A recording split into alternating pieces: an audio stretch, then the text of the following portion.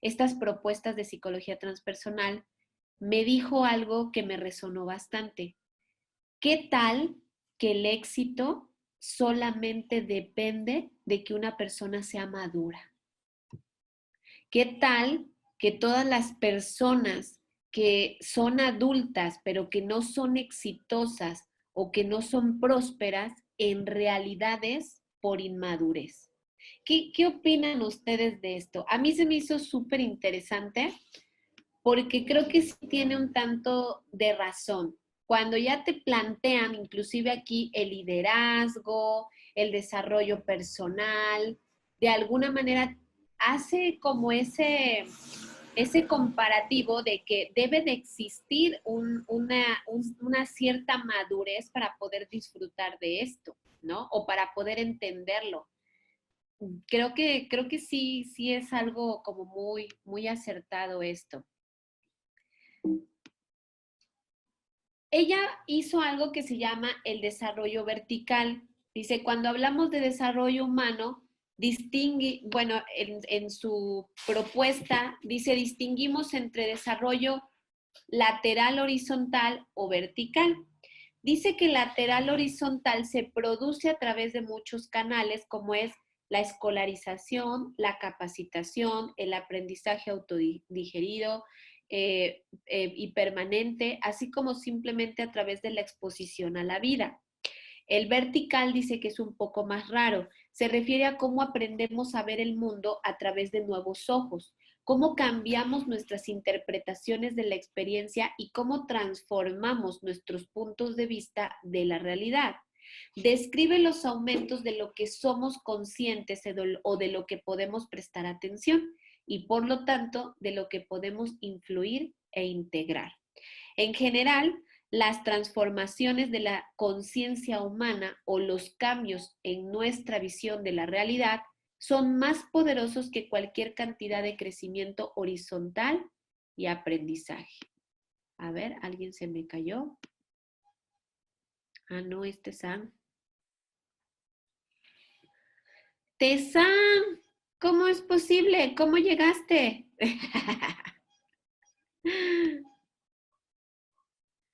Yo te hacía aquí con tu coco. Hola maestra, buenas noches. Justamente estoy con el coco. Está Sí. buenísimo lugar. Ah, bueno.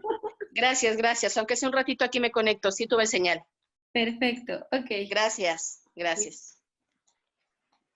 Muy bien. Entonces dice, el marco de liderazgo de madurez se basa en la teoría del desarrollo del ego de Jane Loevinger e incorpora una investigación más reciente de la doctora Susan Kogruter. Describe 9 formas de creación que dan significado para adultos y muestra cómo los adultos maduran a lo largo de la vida, dando sentido a formas cada vez más significativas y flexibles. La etapa de desarrollo de uno afecta significativamente la forma en que las personas entienden su papel y función en un lugar de trabajo. Fíjense qué importante es esto, ¿eh? Las personas entienden su papel y su función, cómo interactúan con los demás y cómo enfrentan la adversidad y los problemas complejos. De hecho, predice lo que uno define como un problema a resolver o simplemente como una polaridad inevitable a gestionar. Los estudios muestran que la etapa de creación de significado a menudo es más poderosa para explicar las diferencias individuales en el comportamiento de los rasgos de personalidad e inteligencia combinados. Consideramos que cada etapa es una constelación de tareas de desarrollo que los individuos necesitan dominar en su viaje hacia la madurez. Aquí vemos un diagrama que es de un test, o sea, es de un ítem que se realiza para medir precisamente la... ¿Quieres venir? Para medir precisamente el desarrollo de la madurez, ¿no? Es a lo que voy. Ya hay, de alguna manera, profesionales que se están encargando de hacer este tipo de evaluación y a mí me parece que esto es algo que viene muy fuerte en el futuro, en donde probablemente ya también uno tenga que comprobar la madurez. No nada más si tienes conocimiento, no nada más si tienen aptitudes vocacionales, sino que evidentemente, y esto ahora sí que ya también me ha tocado en experiencia propia, se tiene que tener también madurez, ¿no? Efectivamente, para entender precisamente esas aptitudes, esta inteligencia, este conocimiento, cómo es que se va a adaptar a la vida y cuál es mi papel y mi función de acuerdo a esto que yo sé. Las etapas dice que son idealizaciones. Nadie domina todos los aspectos de la etapa antes de pasar a la siguiente. Cada sistema de creación de significado, visión del mundo o etapa es más completo, más diferenciado y más efectivo en el tratamiento de las complejidades de la vida de sus predecesores. Palabras menos o palabras más, básicamente nos habla del aprendizaje de la experiencia, ¿sí? Ciertamente es verdad que uno puede ser muy inteligente y uno puede tener mucha vocación, pero la experiencia es algo que no te da la madurez también, la experiencia, te da también otro tipo de aprendizaje, pero también te permiten inclusive acceder a lo que sería ya algo hasta más sabio, ¿no? Alguna visión un poco más profunda de las cosas. Eso inevitablemente tiene que vivirse y tiene que atravesarse a través de las distintas etapas que uno va pasando. Tenemos a otro personaje que es Bill Torbetz, que él habla del perfil de liderazgo global. Dice que es un procedimiento de autoevaluación y una herramienta de perfil con puntaje profesional que identifica la lógica de acción de liderazgo de desarrollo de una persona. Aquí, si se fijan, también hacen una comparativa de que no solamente es esta parte de madurez, sino también es esta parte de sacar el liderazgo en una persona madura. Cada uno de nosotros está representando nuestra vida en el trabajo y en el hogar a través de una determinada forma característica de interactuar e indagar con los demás. Esta es nuestra lógica de acción del centro de gravedad. Cada uno de nosotros también tiene una lógica de acción anterior característica a la que podemos recurrir en momentos de estrés, así como una lógica de acción emergente característica que podemos buscar apoyo en el cultivo. Las lógicas de acción de liderazgo a través de las cuales crecen los adultos en cada etapa agregan más capacidad y amplían la mentalidad. Las lógicas de acción se nombran de la siguiente manera. Número 1, el oportunista. Es la persona o es el líder que quiere ganar de cualquier manera posible. Está centrado en la competencia. Obviamente, no se va a estar fijando la forma o los medios en cómo lo va a hacer. Simplemente lo único que quiere pues es alcanzar su objetivo, ¿no? Conseguir como tal esa meta. Después viene lo que es el diplomático. El diplomático quiere pertenecer, quiere evitar conflictos, hace cumplir las normas, disfruta del trabajo rutinario y se cree que por lo menos el 12% de los líderes pertenece a este tipo de lógica, la lógica diplomática. El experto dice que valora la resolución de problemas, obviamente la experiencia, las explicaciones racionales y la lógica, y tiene tendencias perfeccionistas, aumenta la eficiencia entre los equipos. Esto, por lo menos el 38% de los líderes pertenece a esta lógica de acción.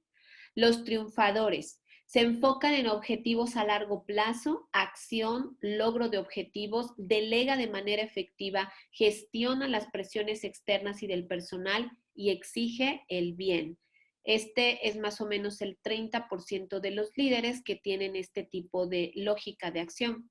Está el individualista, que se mantiene consciente de las emociones y la autoexpresión de sí mismo y de los demás, disfruta trabajar solo impulsa el cambio.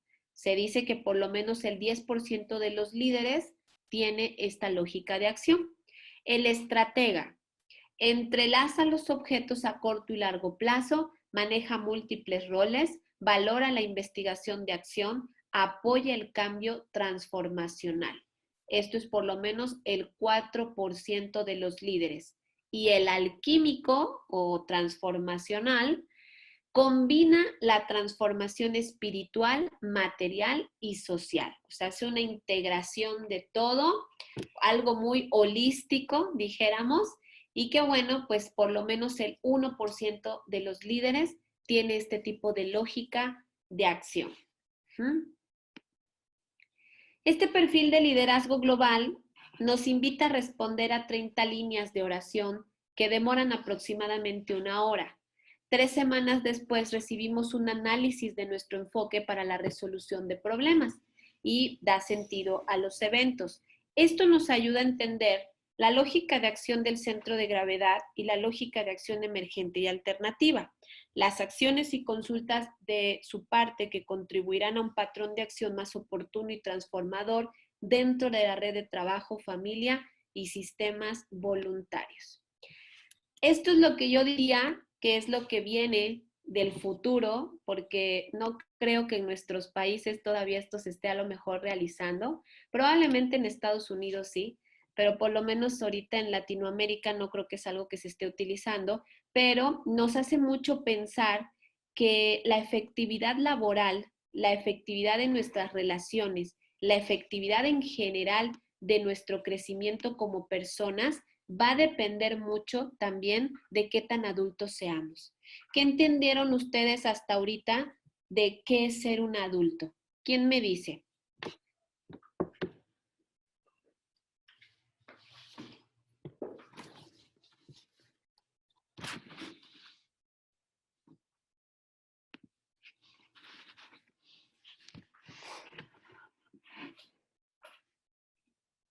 Y están muy interesantes estos tests. Voy a buscar capacitarme en eso.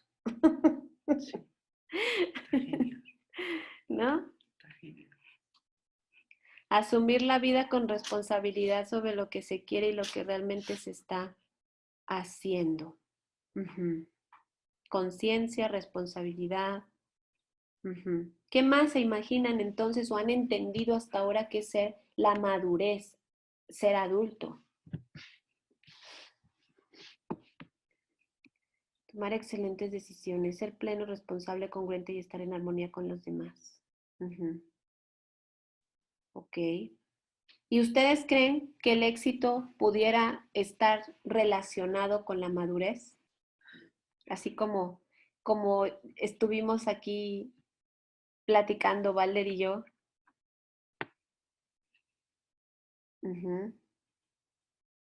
Ok, ser responsable de mis emociones y estados internos.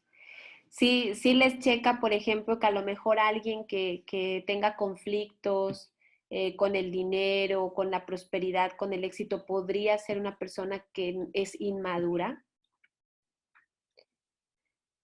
Sin culpar a otros. El éxito irá en relación con mis capacidades para entender los procesos y adaptarme. Creo que todo va relacionado. Sí, es fuerte, pero finalmente es algo que creo que ya vamos a empezar nos van a tener que empezar a poner a prueba, ¿no? En qué tan maduros somos. Y pues, ahora sí que se ríe Thor. Dice, a mí que no me digan nada. ¿No, Thor? ¿No crees que eres madura? ¿Hiciste tu tarea? Estoy en camino.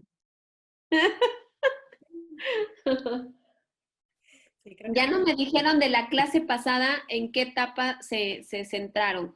Obviamente no creo que estén en una etapa 2.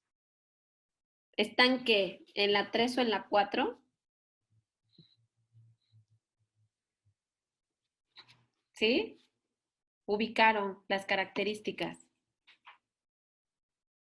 Ajá. Ok. Muy bien. Bueno, pues dejando entonces ya un poco descansar esta parte. Dice, antes de Leuxofía en la 3, ahora en la 4. ¡Ah! Eriu. 3, 4 en áreas así, pisando uno y otro. Sí, es que ya hablando en términos de Leuxofía, a ustedes ya les tocó la Leuxofía militarizada, ¿eh? Pero ¿saben qué? Lo agradezco. Después de los acontecimientos vividos, lo agradezco. Vamos a hacer si le hacemos una armada o algo así.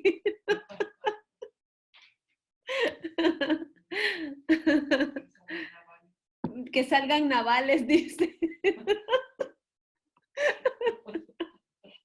Eso ya es idea de Balder, ¿eh? Nos va a llevar rapidísimo a la etapa 4. Sí, sí, sí, porque naval celta. No me tienten, ¿eh? No me tienten.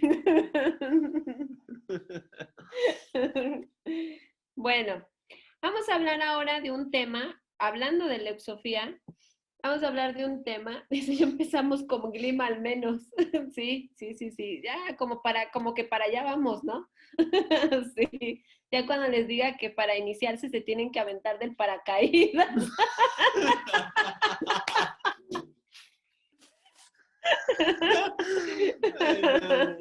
No, todas ahí, ¿no?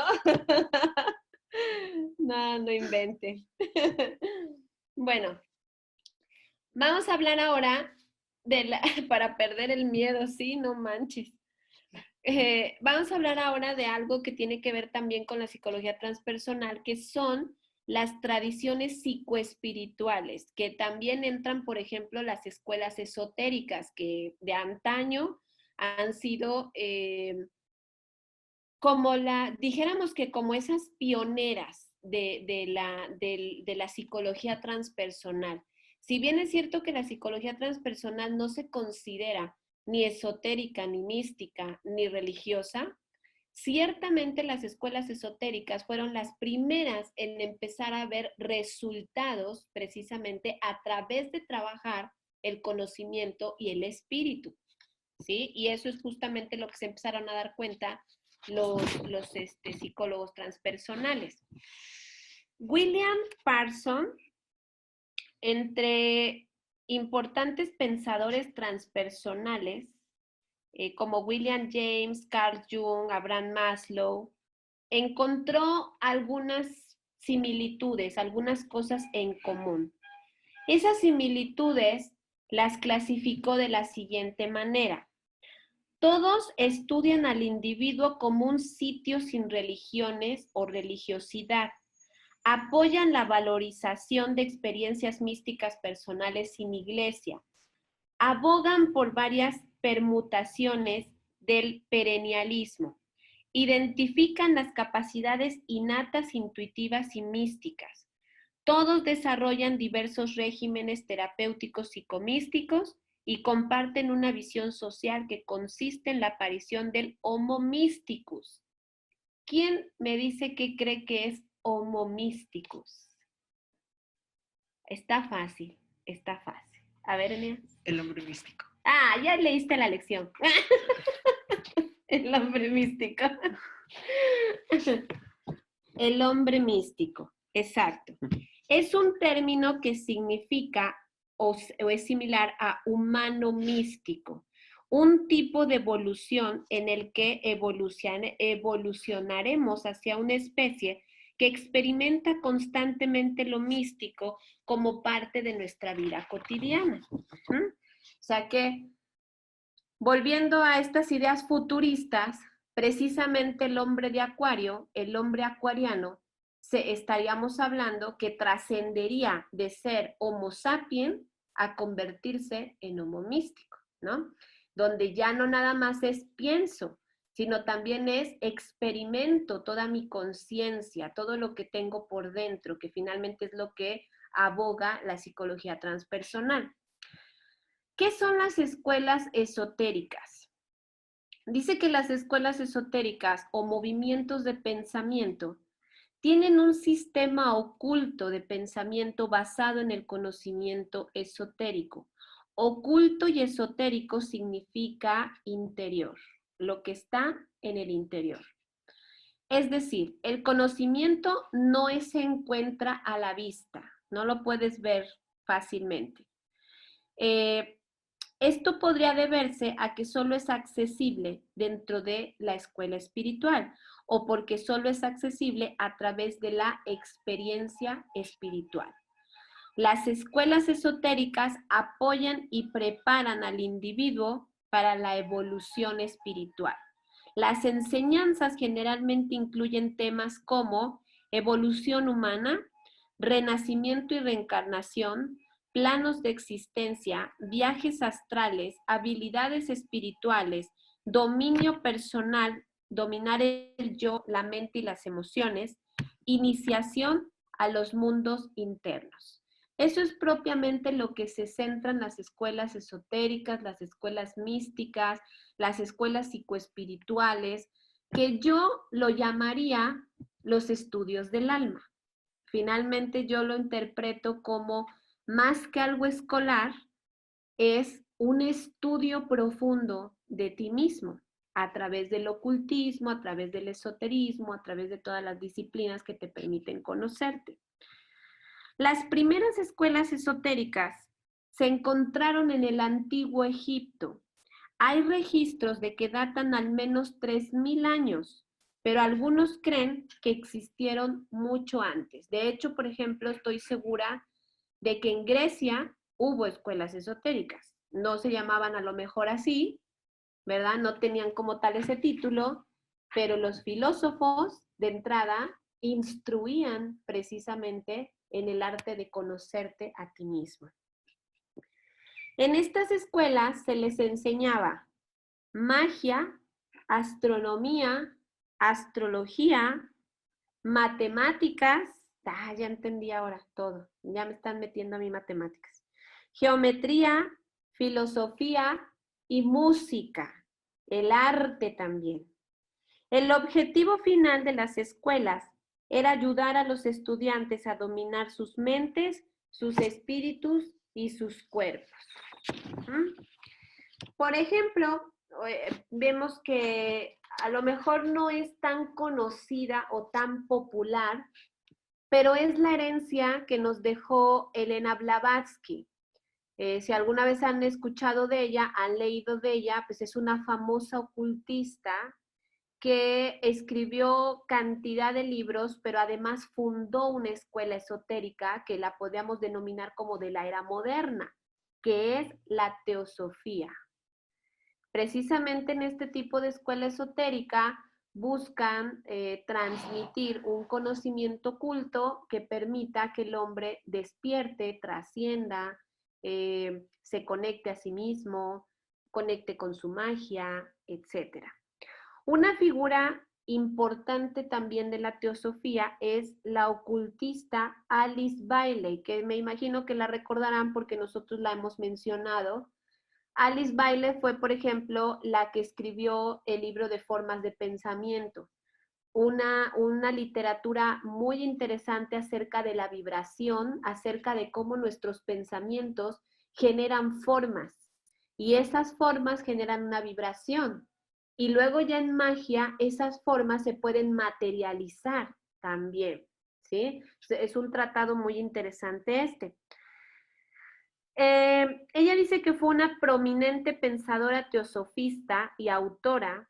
De acuerdo con Bailey, había 3 tipos de escuelas esotéricas prominentes en el final de los siglos XIX y principios del siglo XX. La primera era la que era iniciado por aspirantes. Dice que había un gran número de escuelas esotéricas iniciadas por amor, por vocación. Eran personas que buscaban ayudar a otros a través de la enseñanza. Sus métodos eran exotéricos, ofreciendo capacitación basada principalmente en lo que ya se sabía en lugar de enseñar nuevas ideas. ¿Alguien sabe qué es lo exotérico?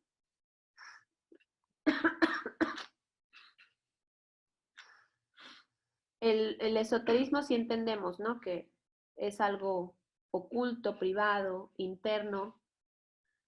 ¿Alguien se imagina qué es lo exotérico?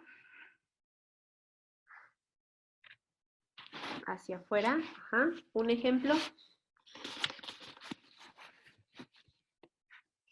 Es algo que está accesible.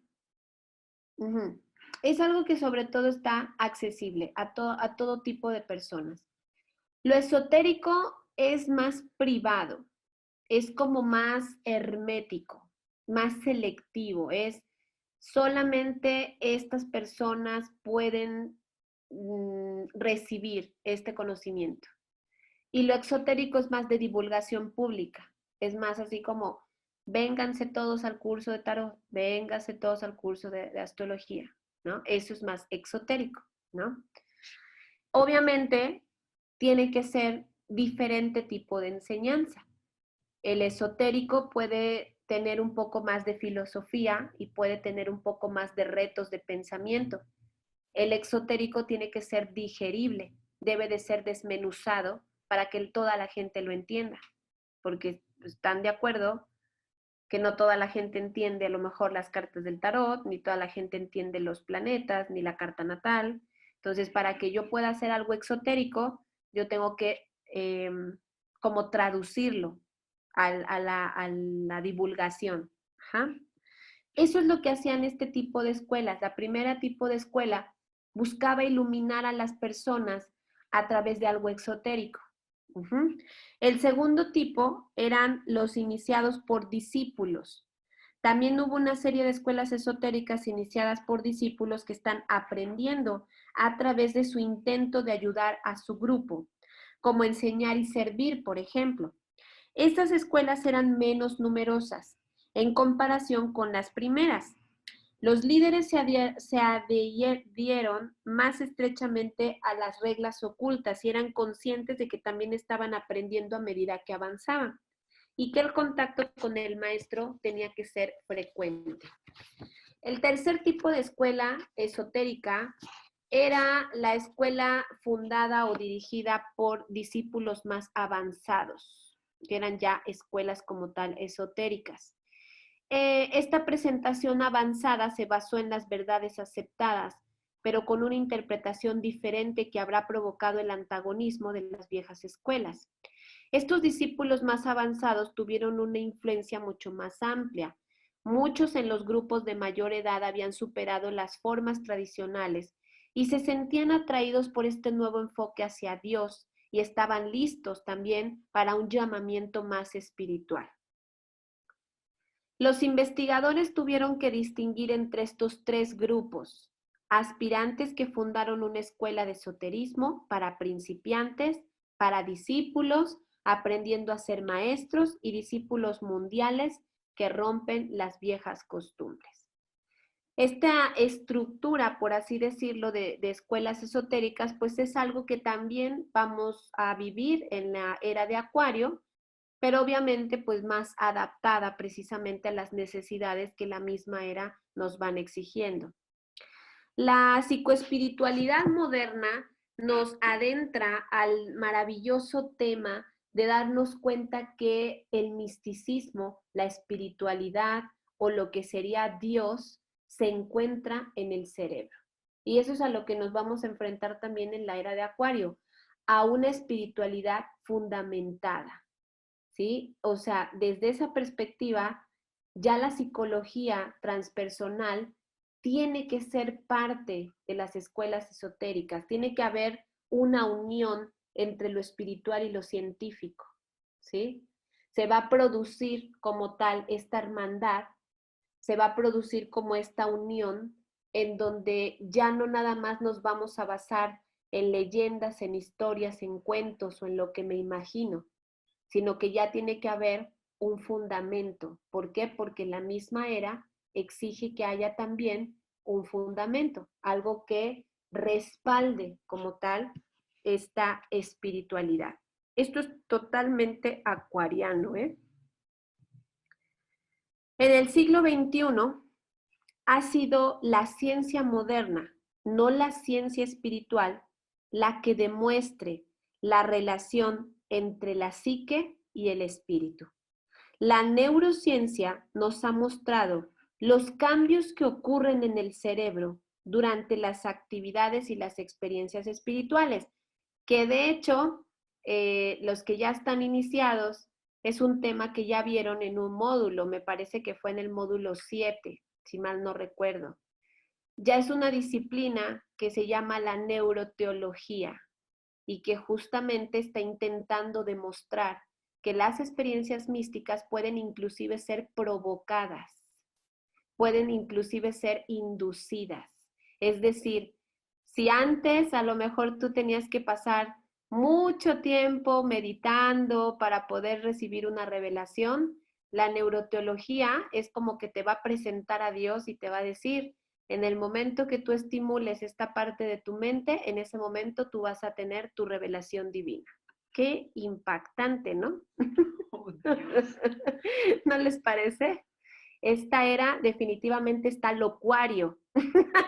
Locuario. Pero eso yo aplicaría una fórmula, no más como más. Claro, es la era de las fórmulas para todo. Porque eso ya, o sea, si estamos el ejemplo que comentabas, ¿no? De si tanto tiempo se medita para llegar a ese estado, entonces están investigando cuáles son Así es. Ya se para llegar ya a hicieron, ese estado, ¿no? ya se hicieron esos análisis o esos experimentos.